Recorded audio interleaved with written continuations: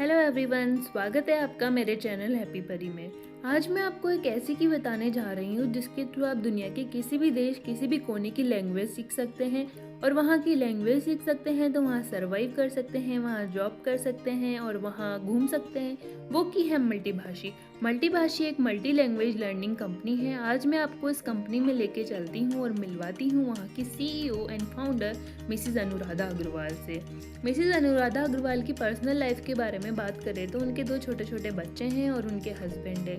उनका कहना है कि इस वेंचर को खड़ा करने में उनके जो हस्बैंड है उनका बहुत बड़ा सपोर्ट है, वो उनके सपोर्टर सिस्टम है। आज उनके वेंचर से उनके जो यूज़र्स हैं वो काफ़ी ज़्यादा खुश हैं और उनकी सर्विसेज को बहुत अच्छी माना जाता है। तो अगर आप भी मल्टीभाषी का हिस्सा बनना चाहते हैं, आप भी लैंग्वेज सीखना चाहते हैं, तो आप मल्टीभाषी का ऐप डाउनलोड कर सकते हैं, उनकी वेबसाइट पे जाके चेक कर सकते हैं। मल्टीभाषी बेंगलोर बेस्ड कंपनी है। आज मिलते हैं मिसिज अनुराधा अग्रवाल से और जानते हैं the power of language. Welcome ma'am, welcome to my channel happy Pari. Thank you. Thanks, Pratibha. Tell us something about you and your company. So, Pratibha, I come from Jaipur, Rajasthan, and I come from a very traditional family. तो typically हमारे यहाँ जैसे लड़कियों की शादी कर दिया जाती थी 20-21 साल की उम्र में। तो मेरे पेरेंट्स का कभी भी ऐसा कोई इंक्लिनेशन नहीं था कि मुझे बहुत पढ़ाया लिखाया जाए। उनकी तरफ से कोई पाबंदी भी नहीं थी, पर उनका बस ये था कि कोई ऐसा कोर्स मत ले लेना जो बहुत लंबा हो, क्योंकि हम तो तुम्हारी शादी जल्दी कर देंगे। लकीली फॉर मी लड़का मिला ही नहीं उन्हें और मैं पढ़ती चली गई। मेरा पढ़ाई में काफी इंटरेस्ट था, तो मैंने इंजीनियरिंग की, कंप्यूटर्स में MBA किया, फाइनेंस में। एक ही रिस्ट्रिक्शन था, जयपुर से बाहर नहीं जाना, तो जयपुर से ही जो पढ़ाई कर सकी वो मैंने वहाँ कंप्लीट की। उसके बाद आई वाज फॉर्चुनेट इनफ कि मेरी शादी देवेंद्र से हुई, who is an IIT alumnus। बहुत ही एनकरेजिंग थे, बहुत सपोर्टिव थे, तो उनकी इंस्पिरेशन से ही मैंने काम करना शुरू किया। I worked in companies like Agilent Technologies, corporate partners for a while, and then Devendra ने अपना खुद का बुटीक इन्वेस्टमेंट बैंक स्टार्ट किया, डेक्स्टर कैपिटल। और मेरा भी बैकग्राउंड था, तो मैंने भी उन्हें ज्वाइन किया और हम दोनों ने मिलके ये वेंचर स्टार्ट किया 2013 में। और वहाँ पे मेरा काम था फाउंडर्स से मिलना, समझना कि वो क्या कर रहे हैं और उनको करेक्ट इन्वेस्टर्स के साथ कनेक्ट करना और उनकी पिचिंग वगैरह में हेल्प करना। तो आई वॉज प्रीटी हैप्पी, काफी अच्छा चल रहा था। 2013 से 2016 तक मैं डेक्स्टर के साथ थी। 2015 में my second child was born. तो उस टाइम पे मेरी प्रेगनेंसी थोड़ी कॉम्प्लिकेटेड थी। I was diagnosed with gestational diabetes. तो मैं थोड़े दिनों के लिए वापस होम टाउन शिफ्ट हुई थी। उस बीच में वो जो 2-3 महीने का समय था, उसमें वहां पर मैंने अपने परिवार के कुछ लोगों को, फ्रेंड सर्कल में कुछ लोगों को इंग्लिश सीखने में हेल्प की। तो वहां से एक आइडिया निकल के आया कि लोगों को इस तरह की जरूरत है और जो एग्जिस्टिंग सॉल्यूशंस है मार्केट में वो उनको सही नहीं लग रहे हैं। समवेयर मेरे पढ़ाने का स्टाइल अच्छा लग रहा है, तो मैं उनको छोटे छोटे वीडियोस बना के दिया करती थी और वो वीडियोस मैंने फेसबुक पे भी पोस्ट करना शुरू कर दिए ताकि और लोग भी उसे कंज्यूम कर सके। And that page got a lot of response, जिससे इंस्पायर होके फिर मुझे लगा कि this is a good opportunity और मैं काफी इंजॉय भी कर रही हूँ। तो फिर मैंने 2016 में डेक्स्टर फॉर्मली छोड़ के फिर इस ऐप के ऊपर काम करना शुरू किया। तो हमने शुरुआत में सिर्फ इंग्लिश सिखाई, हिंदी और बंगाली के माध्यम से, और एक एंड्रॉयड ऐप हमने 2017 में लॉन्च की, जिसपे काफी अच्छे रिव्यूज आए, काफी अच्छा ट्रैक्शन आया और वो कम्प्लीटली फ्री थी। फिर धीरे धीरे हम उसमें लैंग्वेजेस बढ़ाते गए। हम 12 भारतीय भाषाओं से इंग्लिश सिखाने लगे और इंग्लिश से ये 12 भारतीय भाषाएं भी सिखाने लगे। 2 राउंड्स ऑफ फंडिंग हमने रेज की और अब हमने 2020 के बाद से लाइव क्लासेस भी शुरू कर दी हैं।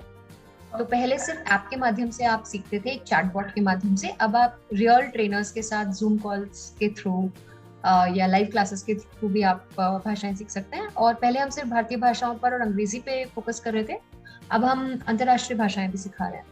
तो currently on our platform we teach 35 plus languages, 20 Indian languages and 15 foreign languages. Okay. So it's a very huge number, ma'am. जैसे आपका जो एक्सेस है कि आप लोगों को कैसे प्लेटफॉर्म प्रोवाइड करते हैं, ऑनलाइन प्रोवाइड करते हैं या फिर लाइव क्लासेस होती हैं, कैसे होता है पूरा प्रोसेस? तो लेट्स से आपको फ्रेंच सीखनी है, आप मल्टीभाषा की वेबसाइट पे आएंगे, आपको फ्रेंच कोर्स के बारे में पूरी जानकारी मिलेगी कि फ्रेंच कोर्स में कितने लेवल्स होते हैं, हर लेवल में कितनी क्लासेस होती हैं, कितने तरीके के पैकेजेस हैं, उन पैकेजेस की क्या प्राइसिंग है। आप वहीं पे वेबसाइट पे जाके कोई भी पैकेज खरीद सकती हैं, और खरीदने के बाद आपको लॉगिन दिया जाएगा। आप वहाँ लॉगिन करके और देख सकती हैं कि मेरे लिए कितनी क्लासेस शेड्यूल्ड हैं। अब क्लासेस दो तरीके से हो सकती हैं, या तो आप 1-to-1 चूज कर सकती हैं कि सिर्फ मैं और मेरा ट्रेनर, या फिर आप चूज कर सकते हैं कि मैं एक बैच में सीखना चाहती हूँ, तो उस केस में आपकी ट्रेनर रहेंगी, आप रहेंगे और बच्चे भी रहेंगे क्लास के अंदर। उसके अलावा सेम ही ऐप में आपको बहुत सारा लर्निंग मटेरियल भी दिया जाता है, आपको वहाँ नोट्स दिखाई देते हैं। उसके अलावा हमारी ऐप है एंड्रॉइड पे, जहाँ पर आप क्विजेस के जरिए भी भाषाएं सीख सकते हैं। तो जब आपने कुछ सीख लिया तो अपने आप को टेस्ट करने के लिए आप उस ऐप पे जाके क्विजेस भी ले सकते हैं। आप लोगों को बताइए ताकि वो भी मतलब पावर ऑफ लैंग्वेज जान सके और डिफरेंट लैंग्वेज सीख सके।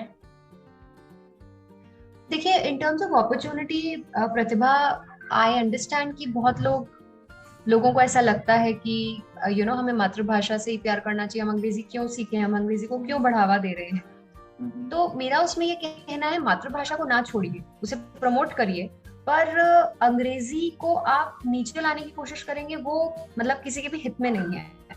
आज अंग्रेजी भाषा पूरे विश्व में बोली जाती है, इस बात को आप चुनौती नहीं दे सकते। और अगर आपको जीवन में आगे बढ़ना है, ज्यादा अपॉर्चुनिटीज चाहिए, तो अंग्रेजी से कंफर्टेबल होना पड़ेगा, राइट। उसी तरीके से अंग्रेजी एक भाषा है जो मुझे लगता है डेफिनेटली बहुत महत्वपूर्ण है, पर हमें अपनी मातृभाषा में भी फ्लुएंट होना बहुत जरूरी है। अपनी मातृभाषा में फिल्में देखिए, लिटरेचर एंजॉय करिए, अपनी मातृभाषा में बात करिए जितना हो सके, बिल्कुल बहुत अच्छी बात है। पर साथ में आपको जो ग्लोबल लैंग्वेजेस हैं उनके साथ कंफर्टेबल होना पड़ेगा, अगर आपका करियर पाथ वो डिमांड करता है। और जरूरी नहीं है कि सबका करियर पाथ वो डिमांड करे, राइट। कुछ लोग होंगे जिनका काम मातृभाषा में चलता है और वो नहीं सीखना चाहते इंग्लिश, उनके लिए भी इंग्लिश सीखना यूं एडवांटेज है, क्योंकि आप देखिए इंटरनेट पे आज की तारीख में एटलीस्ट 90% कंटेंट इंग्लिश में है। तो अगर आपको कुछ नया सीखना है, इंग्लिश के माध्यम से आप गूगल पे जाके सर्च करके एक्सेल सीख सकते हैं, जो कि बहुत इंपॉर्टेंट स्किल हो गई है आजकल। आप नई नई टेक्नोलॉजी सीख सकते हैं, नई नई रेसिपीज सीख सकते हैं। तो बहुत आप अपना मतलब you expand your Horizons if you learn English, that is one. Secondly, English के अलावा भी अब जिन पेरेंट्स के पास रिसोर्सेज हैं, जो ऑलरेडी इंग्लिश में फ्लुएंट हैं, जिनके बच्चे ऑलरेडी इंग्लिश में फ्लुएंट हैं, वो लोग अब नेक्स्ट लेवल पे सोच रहे हैं, और वो ये सोच रहे हैं कि हमें अपने बच्चों को एटलीस्ट एक फॉरेन लैंग्वेज सिखानी है। बिकॉज धीरे धीरे बच्चे सिर्फ इंडिया तक सीमित नहीं रहेंगे, वो पूरे विश्व भर में फैल जाएंगे अपने काम के लिए, अपनी प्रोग्रेस के लिए। तो मतलब मेरा ऐसा मानना है कि अगर आपके पास समय है, अगर आपके पास वो पैशन है जिंदगी में आगे बढ़ने का, तो मतलब जो भी लैंग्वेज आपके करियर पाथ के लिए इम्पोर्टेंट है वो सीखना चाहिए।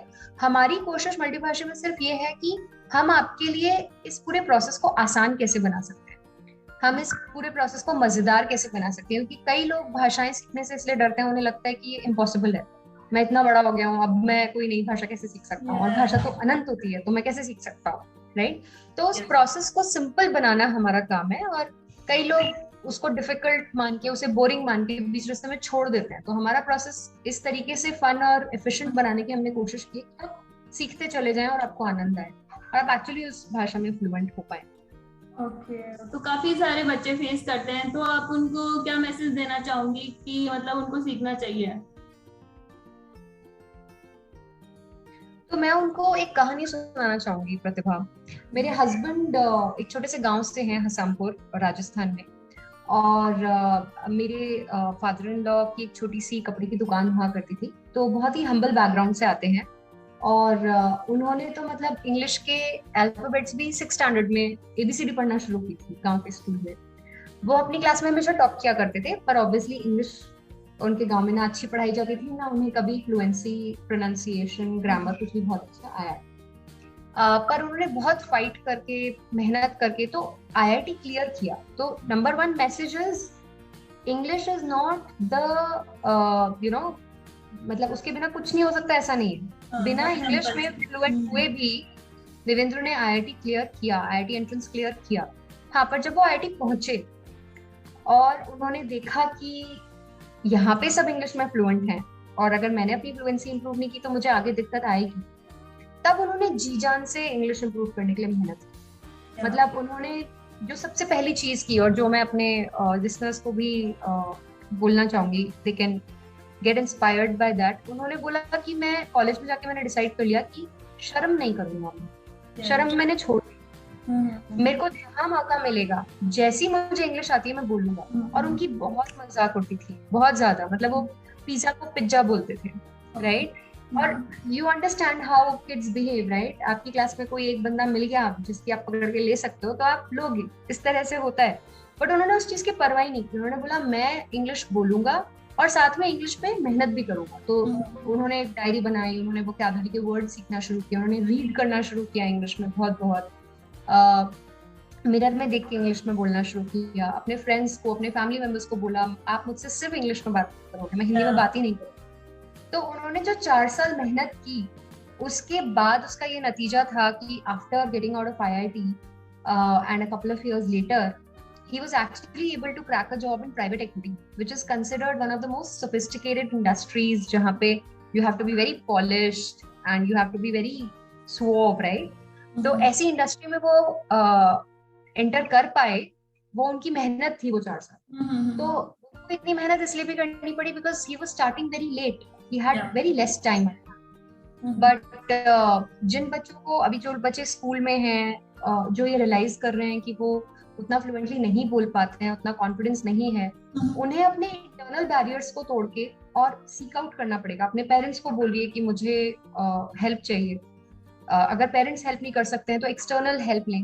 पर मेरे ख्याल से इस कॉन्फिडेंस को डेवलप करना बहुत जरूरी है कि, and not just English, I think public speaking is also another important thing to आपको whole life successful different things.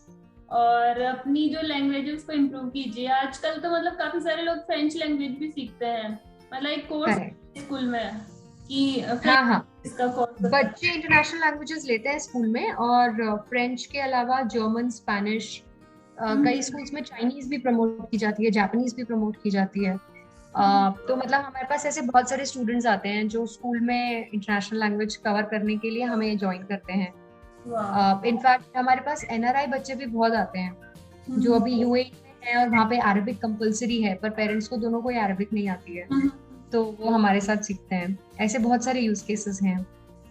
That's nice. और फिर इससे क्या होता है ना, अगर जैसे आपकी एक लैंग्वेज अच्छी होती है या फिर आप जैसे फ्रेंच अच्छी है आपकी, तो आपकी जैसे अपॉर्चुनिटी ओपन हो जाती है। एक जो में जॉब का जो रेज्यूमे वगैरह होता है उसमें एक ऑप्शन आता है कि आपको कितनी लैंग्वेजेस आती है।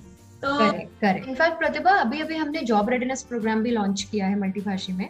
तो क्या होता है, कई सारे बच्चे ग्रेजुएशन तो कर लेते हैं पर उनको कोई ढंग की जॉब नहीं मिलती है यहाँ पे, क्योंकि लेट्स से किसी ने नॉर्मल ग्रेजुएशन किया है और कोई प्लेसमेंट सर्विस कॉलेज प्रोवाइड ही नहीं करता है, राइट?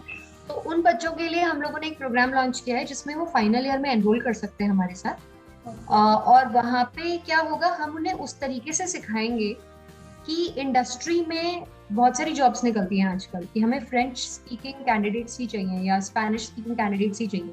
ऐसे हमारे बहुत सारे एमएनसी पार्टनर्स हैं, हायरिंग पार्टनर्स हैं। तो हम फिर क्या करते हैं, जब वो लोग वो कोर्स कंप्लीट कर लेते हैं और एक एग्जाम होता है जो उन्हें क्लियर करना होता है, वो एग्जाम क्लियर कर लेते हैं, उसके बाद हम उन्हें रेकमेंड भी करते हैं अपने हायरिंग पार्टनर्स। तो जो बच्चे उनमें से अच्छा करते हैं उन लैंग्वेजेस में, उनके पास एक अपॉर्चुनिटी क्रिएट हो जाती है। और स्टार्टिंग पैकेज मतलब 20-25 से स्टार्ट होता है। तो जिन बच्चों की बिल्कुल होप ही नहीं होती है जॉब लगने की कॉलेज के बाद, उनके लिए भी ये एक बहुत अच्छा प्रोग्राम है। Wow, that's very great, man. That's very great. So, in fact कई बार अब्रॉड जाने की भी अपॉर्चुनिटी मिलती है बच्चों को, क्योंकि अगर आप किसी लैंग्वेज में फ्लुएंट होते हो और क्योंकि आपकी एमएनसी में जॉब लग रही है, तो आप 1-2 साल 5 साल यहाँ काम करोगे और फिर अगर आपकी परफॉर्मेंस अच्छी रही तो वो लोग बाहर भेजने में भी इंटरेस्टेड रहते हैं। तो आजकल वैसे भी काफी सारे लोग, मतलब बच्चे जो होते हैं ग्रेजुएशन के बाद में, जैसे जॉब वगैरह इंडिया में थोड़ा जॉब की मारामारी है, तो बाहर जाने की कोशिश करते हैं। तो मेरे हस्बैंड की जैसे फॉरेन एडमिट्स कंपनी है, वो बच्चों को बाहर मास्टर्स के लिए भेजते हैं। तो उनका एक तो होता है कि यहाँ पे मास्टर्स करने के बाद भी जॉब अपॉर्चुनिटी थोड़ी कम होती है, तो बाहर जाने का होता है, तो लैंग्वेज उसके लिए भी बहुत इम्पोर्टेंट है। तो मैं तो ये रिकमेंड करूंगी सबको कि लैंग्वेज सीखिए और मल्टीभाषी ज्वाइन कीजिए। Thank you so much ma'am for coming and very well. Thank you, Pratibha. Thanks for your invitation. Have a nice day. Bye-bye.